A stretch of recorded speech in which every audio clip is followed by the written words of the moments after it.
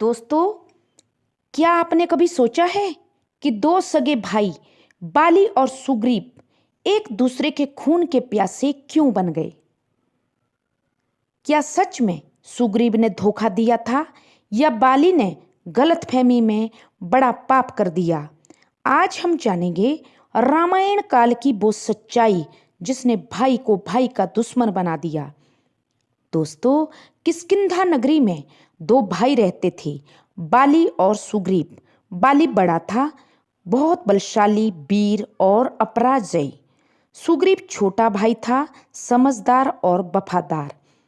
दोनों के बीच बहुत गहरा प्रेम था, लेकिन एक घटना ने दोस्तों सब कुछ बदल कर रख दिया। एक बार की बात है दोस्तों, किष्किंधा में बाली उसमें राजा था, सुग्रीव राज्य की देखभाल करता था। एक मायावी नामक राक्षस बाली को ललकारता हुआ वहां पर आया। बाली ने जब उसको थोड़ा सा पीटा तो वो मायावी गुफा की ओर भाग गया। बाली ने सुग्रीव को कहा कि चलो हम इसका पीछा करते हैं, इसको मारते हैं ताकि ये दोबारा हमारे को ना ललकारे। दोस्तों, एक बड़ी सारी गुफा के अंदर मायावी राक्षस घुस गया। उसको मारने के लिए बाली भी चला गया और बाली ने सुग्रीव से कहा कि तुम यहीं द्वार पर गुफा के रुको और यदि जब तक मैं ना आऊं तब तक यहीं पर रहना। दोस्तों, सुग्रीव 1 दिन रुका, 2 दिन रुका, 3 दिन रुका, 5 दिन रुका, 15 दिन रुका। जब 18 दिन हो गए तो 18वें दिन अंदर से जोर जोर की आवाजें आने लगी और खून की नदी बहती हुई बाहर गुफा के द्वार तक खून आया। दोस्तों, जो सुग्रीव था वो डर गया। सुग्रीव सोचता है कि शायद मायावी राक्षस ने उसके भ्राता, उसके बड़े भाई बाली को मार दिया है। सुग्रीव ने सोचा कि अब बाली तो मर गया, अगर कहीं ये राक्षस बाहर आया तो मैं तो इसको मार ही नहीं पाऊंगा। इसलिए उसने गुफा के दरवाजे पर बहुत बड़ी चट्टान लाकर वहां पे खड़ी कर दी कि ताकि वो राक्षस बाहर ना आ सके। अब दोस्तों, सुग्रीव मुंह लटकाते हुए दुख से किष्किंधा नगरी में आया। किष्किंधा में उन्होंने बाली के प्रति शोक व्यक्त किया, जो भी बाली का क्रियाकर्म करना था वो किया और उसके उपरांत किष्किंधा की सारी राज्य वालों ने, सारे नगरी वालों ने जो सुग्रीव था उसको राजा बना दिया। अब दोस्तों, सुग्रीव को राजा बने अभी कोई 10-12 दिन ही हुए थे कि वहां पर बाली भी आ गया। बाली ने गुफा के द्वार पर देखा कि बहुत बड़ी चट्टान है। बाली ने बड़ी मुश्किल से उस चट्टान को हटाया और वहां सुग्रीव को ना पाकर जब किष्किंधा बाली पहुंचा तो सुग्रीव वहां राजा बना बैठा था।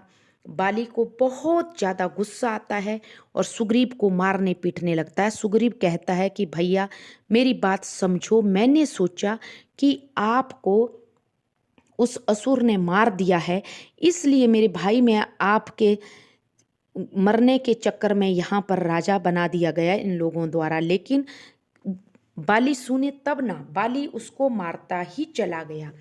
अब जो बाली था उसने सुग्रीव की पत्नी जो रूमा थी, अपनी पत्नी तारा के साथ उसको भी अपनी रानी बना दिया और सुग्रीव को किष्किंधा से भगा दिया ऋष्यमुख पर्वत पर, जो जहाँ पर बाली को ना जाने का श्राप दिया था ऋषि ने। वहाँ पर वो हनुमान जी के साथ रहने लगता है और बाद में उसको भगवान श्री राम भी वहाँ पर मिलते हैं। जो सुग्रीव होता है वो भगवान श्री राम से अपना दुख सुनाता है, खूब रोता है। भगवान राम कहते हैं कि ठीक है, मैं तुम्हारे भाई को मारूंगा, लेकिन तुम उसके बाद मेरी सहायता करना लंका युद्ध के लिए। दोस्तों, सुग्रीव मान जाता है। सुग्रीव अब जाकर किष्किंधा में बाली को ललकारता है, लेकिन जैसे ही बाली और सुग्रीव का युद्ध होने लगता है, दोनों की शक्ल एक जैसी थी। भगवान राम पहचान ही नहीं पाए कि तीर किसको मारे। दूसरे दिन जो सुग्रीव होता है वो भगवान राम के समक्ष रोता है कि आपने तो मेरे को बहुत ज़्यादा पिटवाया, अब मैं युद्ध नहीं करूँगा। भगवान श्री राम ने सुग्रीव के गलों में एक माला पहना दी कि अब इस माला को पहनकर तुम अपने भाई को ललकारो। उस माला को पहनकर जब अपने भाई को ललकारा सुग्रीव ने, बाली के साथ जब युद्ध होने लगा तो भगवान श्री राम ने बाली के ऊपर तीर चला दिया। दोस्तों, जब बाली के तीर छाती को जैसे ही लगा और जैसे ही वो लड़खड़ाता हुआ नीचे गिरा तो उसने कहा सुग्रीव को बाली ने कि तू गद्दार है, तूने मुझे अपने से ना मारकर दूसरों से मरवाया। तब भगवान श्री राम बाली के समक्ष आते हैं और जो बाली होते हैं वो कहते हैं, प्रभु मैं बैरी सुग्रीव प्यारा, मैंने आपसे क्या बैर लिया था? आप मुझसे कहते तो मैं लंकापति रावण के से सीता माता को चुटकियों में छुड़ा कर ले आता है। इस पर दोस्तों जो भगवान श्री राम होते हैं वो कहते हैं कि दुष्ट, तूने अपनी भाई की पत्नी को अपनी पत्नी बना दिया है।